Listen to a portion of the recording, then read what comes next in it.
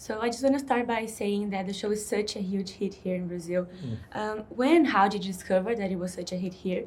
And why do you think it's so popular here specifically? Yeah, so from the beginning, early on, before we were very popular, on social media, we would see comments like obrigado, obrigado, or the Brazilian flag. People love to put the Brazilian flag in the comments. And so we were thinking, why is this show growing in Brazil so fast? Now, part of it was we were translating it into Portuguese early, because we have people on our crew and on our team who speak Portuguese.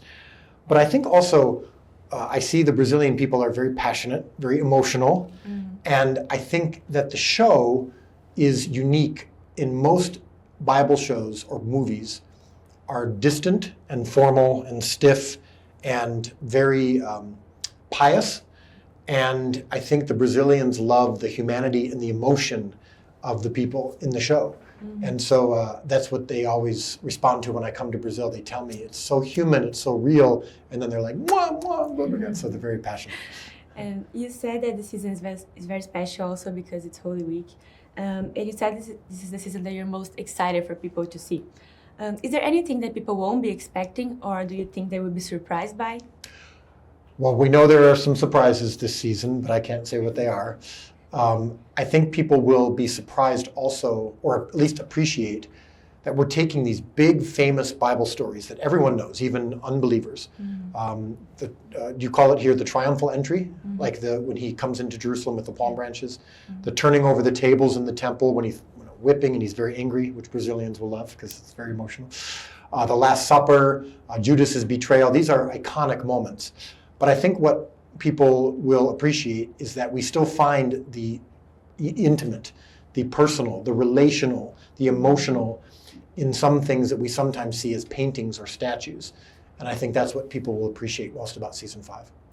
It's funny you say that because my next question is kind of about what makes the show unique, because I think Jesus is the most famous character in the history of everything. So how do you make this show unique about a story that is so known? Yeah, well, we know the stories, and we've seen Bible movies that are just verse by verse, miracle to miracle, and again, that's wonderful, but sometimes it just feels formal.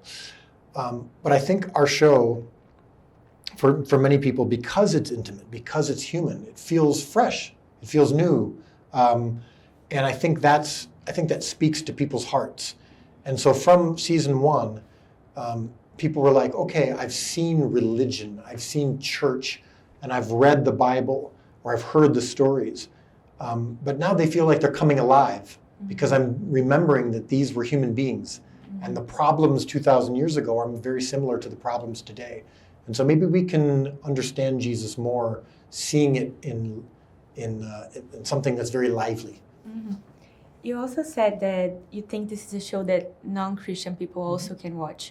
So why do you think people that are not religious or don't have this faith in them should watch the show? Well, we just see from so many people who aren't believers, they'll say, I still love this show, and it's making me consider Jesus and who he was, because they love the historical drama. The show doesn't feel like it's preaching at you, or that it's forcing you to believe something. When I'm writing and directing, I'm not thinking about the response. I'm not trying to manipulate you. I'm just trying to reveal the stories as authentically as possible. And then how you respond is not up to me. So, and I think the viewer sees that. I think they can tell that I'm not trying to manipulate or convince. I'm just trying to show. And that makes for better television.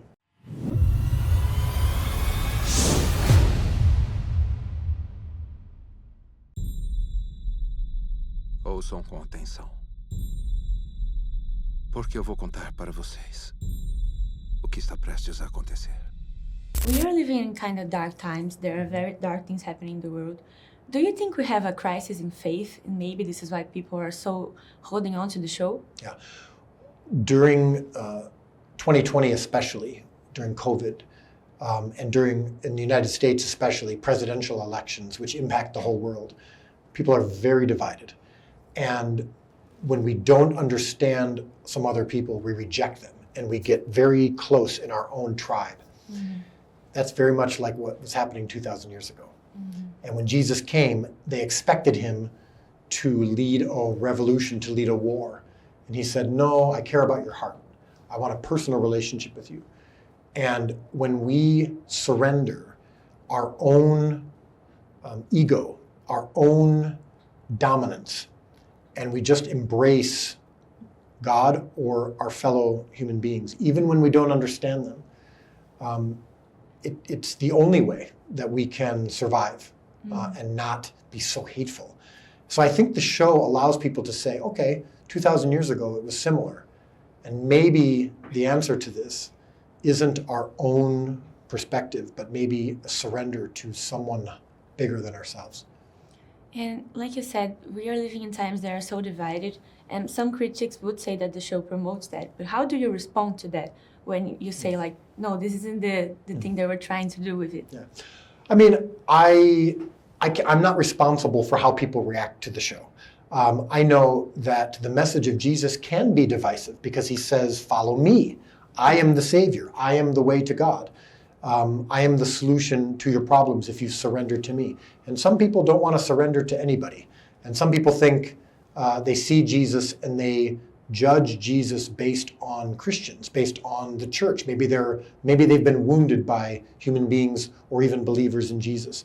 But we always say, even Christians, we are flawed. We are no different than anybody else.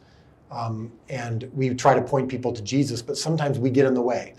And so the show is just trying to reveal who Jesus was. How you respond is up to you. And it's pretty impressive how amazing this got after how it started, with fundraising. And the story of the show is amazing, like the background. How do you reflect on all of that 5 seasons in? I can't believe it sometimes. I mean, even being in Brazil and seeing the people respond and be emotional and how the show is impacting their life, I never thought of that. I was just trying to get enough money to do 4 episodes and then do another 4 episodes. And we decided to keep the show free, so we need people to support it. And so while I'm writing and directing, I'm not thinking about the audience because I have to concentrate on making a good show. And then we finish a season and we say in the States, we come up for air, come up out of the water, and it's like, oh my goodness, look at all these people and look at how significant the show has become. So it's beautiful, and I never expected it, but it doesn't impact the writing and directing. The writing and directing is the same now as it was 6 years ago. Okay, just to wrap it up, I know this isn't your first time here. Have you learned anything in Portuguese? I'm learning some new words, but you talk very fast, so it's hard for me to catch up. But I do know temporada is a season, right? Yes. And then I know obrigado, obrigado, obrigado, obrigado very much. You're very thankful people. Yeah, so obrigada. Obrigado. I hope you enjoy your time here. Thank you so much.